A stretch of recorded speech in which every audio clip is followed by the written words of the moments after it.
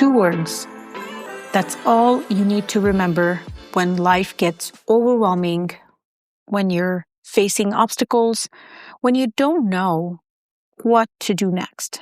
Two words that the Stoics used at their operational manual for living.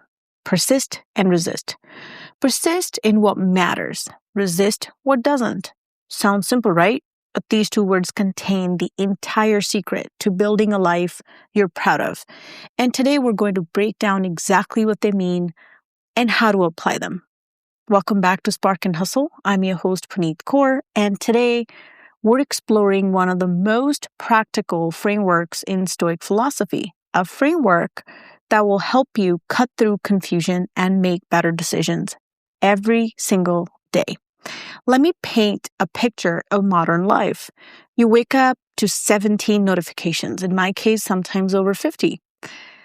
Your inbox has 43 unread emails. You have 6 projects at work that all feel urgent. Your partner wants to talk about something important. Your parents are calling. Your friends want to hang out. Your body needs exercise. Your mind needs rest. Your side business needs attention. Your skills need development. And if you have kids, they need your time, energy, and love. Everything is screaming for your time, your energy, your attention. And you're standing in the middle of this chaos trying to figure out what to do first, what to say yes to, what to decline, where to focus. Most people respond to this overwhelm in one of two ways. They either try to do everything, which leads to burnout and mediocrity, or they shut down and do nothing, which leads to stagnation and regret. Both approaches fail because they're missing the framework that makes action effective. The Stoics had a better way. They distilled all of life's complexity into 2 fundamental actions: persist and resist. Persist in what's important. Resist what's not. That's it. That's the whole game. But here's what makes this framework powerful.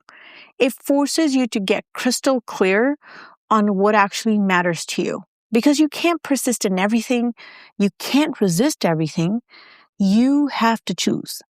And that choice, the act of discrimination between what deserves your energy and what doesn't, is where all your power lies. Research from Stanford University's psychology department on self-regulation and goal achievement has found that people who can clearly differentiate between goals worth pursuing and distractions to avoid show dramatically higher rates of achievement and life satisfaction. The study, conducted over 10 years, tracking thousands of participants, revealed that the ability to say no to good opportunities in order to say yes to great ones was the single strongest predictor of long-term success across all measured domains. Today, we're going to break down both sides of this framework. We'll explore what it means to persist, how to identify what's worth the struggle, how to keep going when it's hard, how to build endurance that separates winners from everyone else, and we'll explore what it means to resist, how to identify what's stealing your energy, how to say no effectively, how to protect your attention from 1,000 things that want to claim it. By the end of this episode, you'll have a clear framework for making decisions about where to invest yourself and where to pull back. Because success isn't about doing more, it's about doing the right things persistently and resisting the wrong things consistently. Let's start with persistence. What does it mean to persist? At its core, persistence means continuing in a course of action despite the difficulty, opposition, or discouragement. It's showing up when you don't feel like it. It's doing the work when no one's watching. It's staying committed when results aren't coming as fast as you'd hoped. It's the unglamorous daily grind of doing what needs to be done. The Stoics believed that persistence, what they called endurance or steadfastness, was essential to achieving anything worthwhile. Epictetus said, "No great thing is created suddenly. any more than a bunch of grapes or a fig. If you tell me that you desire a fig, I answer that there must be time. Let it first blossom, then bear fruit, then ripen. Everything worthwhile takes time. Everything meaningful requires persistence. There are no shortcuts to mastery, no hacks to deep relationships, no secrets to building something that lasts. There's only the daily work, repeated over time until the compound effect creates something remarkable. But here's where most people get persistence wrong. They think persistence means forcing yourself to do things you hate. They think it's all great and willpower and suffering. And while there's certainly an element of doing hard things even when you don't like it or don't feel like it, that's not the whole story. True persistence is aligned with purpose. You persist in things that matter to you, that align with your values, that serve your vision of who you want to become. You're not just grinding mindlessly, you're working towards something you genuinely care about. I learned this distinction the hard way. Early in my career, I persisted in a job I hated. I told myself I was being disciplined, being responsible, being tough, but really I was just being stubborn. I was persisting in something that didn't align with my values or my vision. And all that persistence got me was years of misery and resentment. That's not what the Stoics meant by persistence. They meant persist in what's actually important. Persist in developing your character. Persist in your meaningful relationships. Persist in work that serves others. Persist in becoming who you are capable of becoming. So how do you know what's worth persisting in? Ask yourself 3 questions. First, does this align with my values? If you value health, but you're persisting in eating junk food and skipping exercise, that's not meaningful persistence. That's just habit. But if you value health and you're persisting in working out, even when it's hard, even when you don't see immediate results, that's the right kind of persistence. Second, am I growing through this? This is a big one for me because when things get hard, you really got to put your head around, is this a growth phase? Persistence should be making you better, not just busier. So think about what that really means for you. You don't need to be more tired, but better, more skilled, more wise, more capable. If you've been doing something for years and you're exactly the same person you were when you started, that might not be persistence worth having. Third question is, am I contributing through this? The best persistence serves others, not just yourself. You persist in being a good parent because it serves your children. You persist in your work because it serves your clients, your customers, your employees, your shareholders. You persist in your relationships because it serves the people you love. So instead of thinking about what's in it for me, think about how does it serve others. When persistence aligns with your values, promotes your growth, and contributes to others, that's when it becomes powerful. That's when it transforms from mere stubbornness to virtue. Another research I want to mention here is, this one is from University of Pennsylvania's Grit Lab, led by psychologist Angela Duckworth. What they did is they extensively studied persistence and its relationship to achievement. She has this wonderful TED Talk where I found out about her over a decade ago, and I bought her book. So I've been following her work ever since. Long term, what they defined is grit is that passion and perseverance for long-term goals. That grit is a better predictor of success than talent or IQ in almost every field they studied. But here's the key finding. Grit isn't just about working hard. It's about working hard on things you care about, things that align with your deeper purpose. The people who persist effectively aren't just tough, they're aligned. they've connected their daily actions to their deepest values. And that alignment makes persistence feel less like torture and more like dedication. So, how do you actually practice persistence? How do you show up consistently when it's hard, when you're tired, when you don't see the results, when everyone around you is giving up? The Stoics had a simple answer. Focus on today. Not the whole journey, not the final destination, just today. What can you do today that aligns with what matters? Marcus Aurelius wrote, "Confine yourself to the present." I love this. I love this quote so much. It's written in many places around my house. Confine yourself to the present. He wasn't just telling us to ignore the future or forget the past. He was telling us that persistence happens in the now. You can be persistent tomorrow. Tomorrow doesn't exist. You can be persistent today. This is psychologically brilliant. Most people fail at persistence because they're overwhelmed by the magnitude of what they're trying to achieve.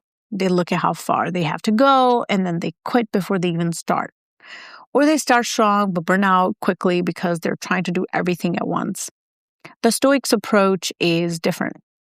Win today, just today. Tomorrow you'll win tomorrow, but that's tomorrow's problem. Today, do what you need to do that is required today. Let me give you a concrete example from my own life. A few years ago, I decided I wanted to write a book. And when I first thought about it, the project felt overwhelming. 80,000 words, months of work, endless research, multiple drafts, the whole thing felt impossible. But then I applied the Stoic framework. I stopped thinking about writing a book. Instead, I committed to writing 500 words every day. Just 500 words.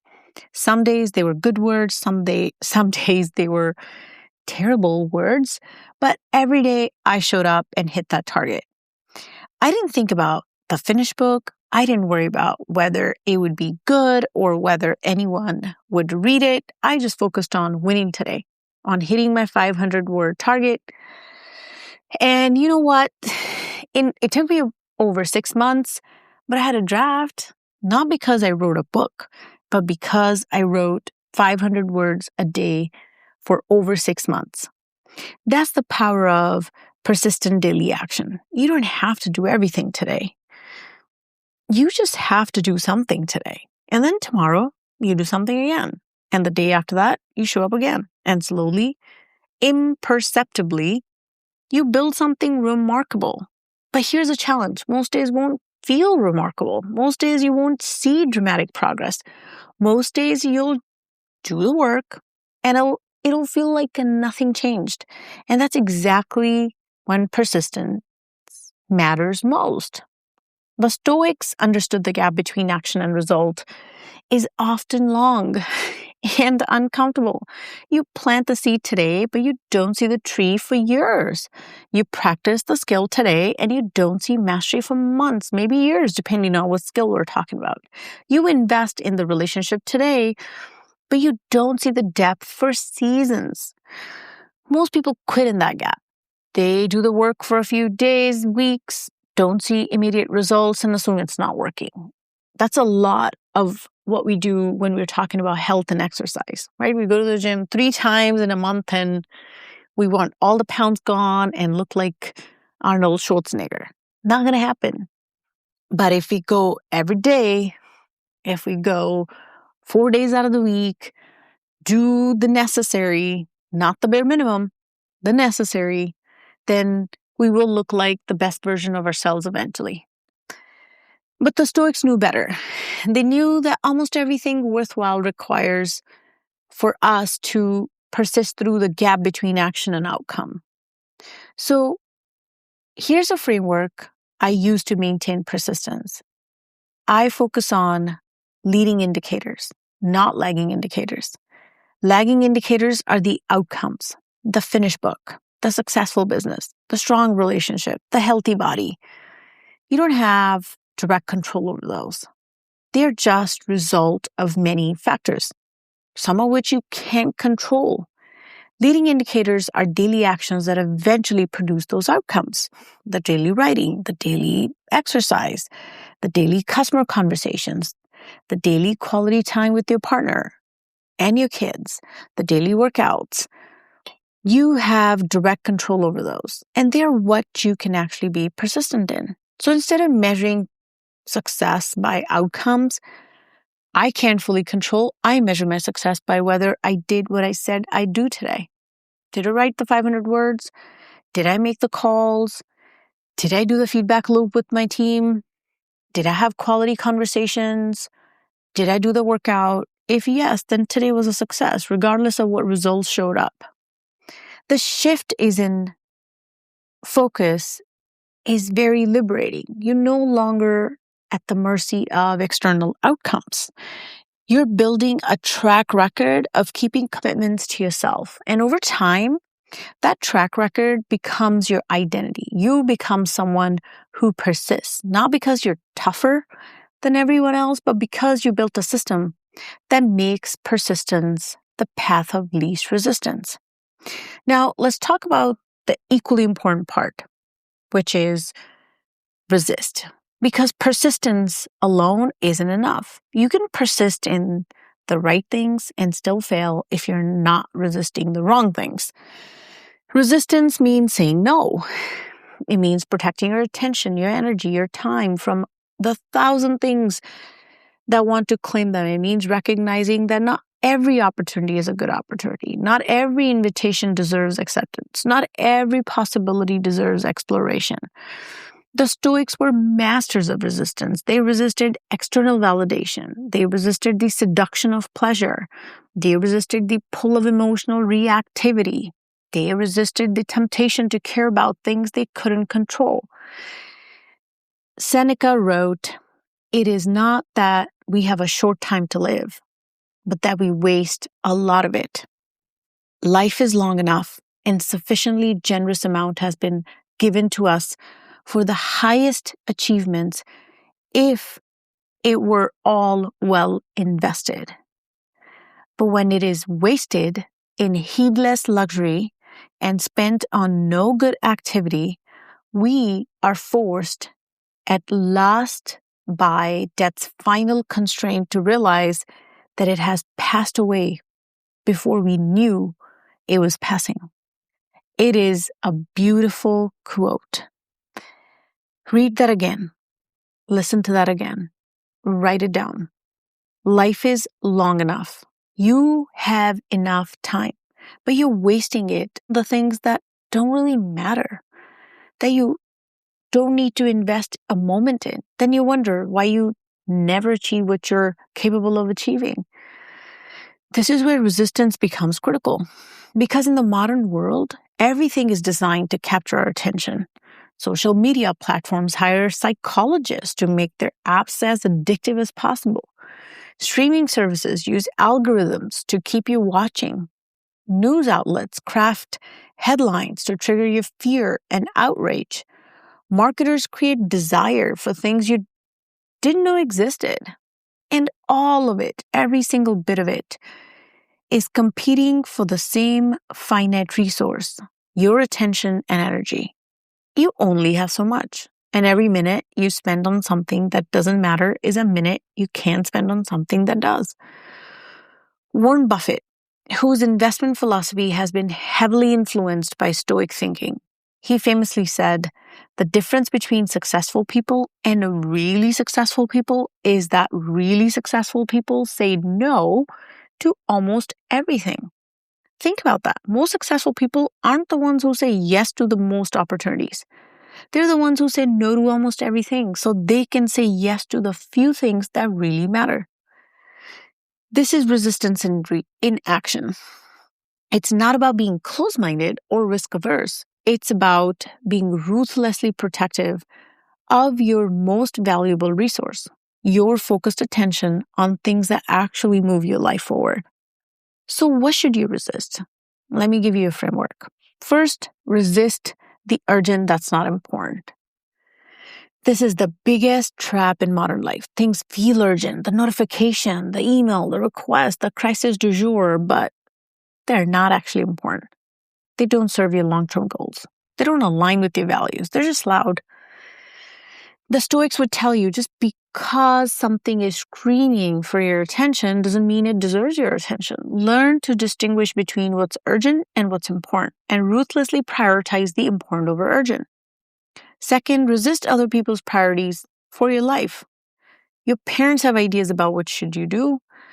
Your friends have opinions. Society has expectations. Social media has norms. All of them are trying to tell you what success should look like, what goals you should pursue, what life you should build.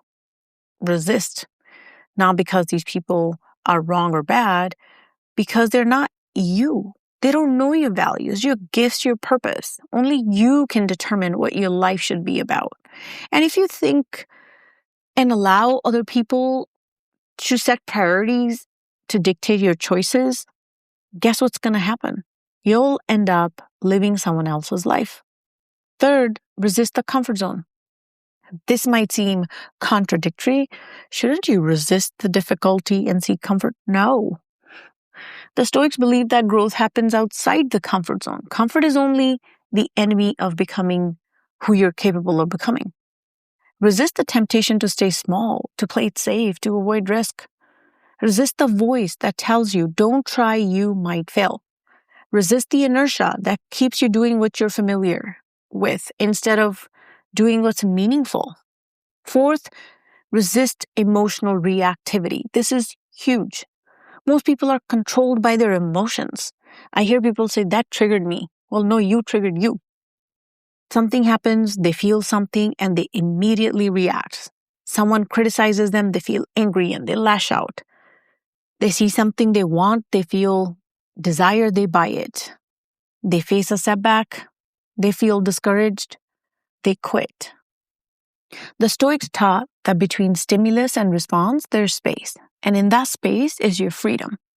Resist the urge to react immediately. Resist the pull of your emotions. Feel them. Stoics weren't advocating emotional suppression, but don't let them dictate your actions. Research from Harvard Medical School on emotional regulation has found that people who can resist immediate emotional reactions and instead respond thoughtfully show significantly better outcomes in relationships, career advancement, and overall life satisfaction. The study found that the ability to pause, to resist the automatic reaction, was one of the strongest predictors of long-term success and well-being. Finally, this is one of my most important ones to consider. Finally, resist cynicism and despair. The Stoics were realists. They saw the world clearly, including its darkness and difficulty, but they didn't let that vision turn into nihilism. They resisted the seductive pull of giving up, of believing nothing matters, of deciding the world is too broken to be worth engaging with. Marcus Aurelius lived through plague, war, betrayal, and personal tragedy. He had every reason to become cynical, but he chose to resist. He chose to keep showing up, keep serving, keep trying to make things better. He chose hope over despair, not because he was naive, because he understood that despair is a luxury no one can afford. So, how do you actually practice resistance in daily life? How do you say no when everything around you is screaming yes? The Stoics had a practice called premeditation of adversity. This is going to sound a little funky. Stick with me. Imagining ahead of time what challenges you'll face and deciding how you'll respond. It's like mental rehearsal for resistance. Here's how I apply this. Every Sunday, I look at my week ahead and I identify potential threats to what matter most. Where will I be tempted to say yes when I should say no? What distractions will try to pull my attention? What emotional triggers might cause me to react instead of respond? Then I decide in advance how I'll handle them. If someone asks me to take on a project that doesn't align with my priorities, my answer is already no. I don't have time to decide in the moment. If I feel the urge to check social media when I should be working, I already decided I'm turning my phone off during work hours. Actually, I don't really turn it off, but I have a setting that puts all my distracting apps to a last page on my phone. And there's no notifications on my phone other than the apps I want to notify me, like my messages, my calls, and my WhatsApp groups. If someone says something that would normally trigger me, I've already decided I'm going to pause and breathe before responding. That is pre-commitment. This is deciding when you're so strong, so you don't have to decide when you're weak. And it makes resistance dramatically easier. Another practice, create environmental resistance. Don't rely solely on willpower. Change your environment to make bad choices harder and good choices easier. For example, if you're trying to resist junk food, don't keep it in your house. Like, it doesn't need to be sitting in a closet all the way in the back. It just doesn't need to be in the house. If you're trying to resist social media, delete the apps from your phone. If you're trying to resist distraction, work in a place where distractions aren't available. If you're trying to resist overcommitting, build a buffer time into your schedule so you literally can't say yes to everything. The Stoics understood that willpower is finite. You can't resist everything through sheer force of will, but you can architect your life so that resistance is built into the structure of your day. Here's where it all comes together. Persist and resist aren't separate practices. They're two sides of the same coin. If you persist in what matters by resisting what doesn't, and you resist what doesn't matter, so you have the energy to persist in what does. Every time you say no to something that doesn't serve you, you're saying yes to something does, even if it's a rest. Every time you resist a distraction, you're persisting in your focus. So it's simple, but it's not easy. Simple because the framework is clear, not easy because application requires constant vigilance, constant choice, and constant discipline. But here's what I've found. When you get clear on what you're persisting in and what you're resisting, life becomes dramatically less complicated. Not easier. You're still facing challenges, but less complicated. You're not constantly torn between competing priorities. You're not endlessly second-guessing your choices. You know what you're about, and you act accordingly. A study from MIT's Sloan School of Management on decision-making and cognitive load found that people who have clear frameworks for decisions experience significantly less decision fatigue and report higher levels of satisfaction with their choices. The research showed that frameworks like Persist and Resist reduce the cognitive burden of constant choice-making by providing clear criteria for actions. If you want to dig deeper on this concept of persistence and resistance, I highly recommend the book The Dip by Seth Godin. Now, this isn't a traditional Stoic test, but it perfectly captures the Stoic wisdom of knowing when to persist and when to resist. Godin's central argument is that everything worthwhile pursuit has a dip, a period where it gets really hard before it gets good. Most people quit in the dip. They persist for a while, hit the difficult middle section, give up right before breakthrough would have happened. But here's Godin's key insight. Not every dip is worth pushing through. Some things you should quit. The art of knowing the difference between a dip worth persisting through and a dead end worth resisting. He gives you a framework for making that distinction, and it's remarkably aligned with Stoic thinking. Persist in the things that align with your unique abilities and long-term goals. Resist, which means quitting, the things that don't. The book is short. You can read it in an hour, but it's profound.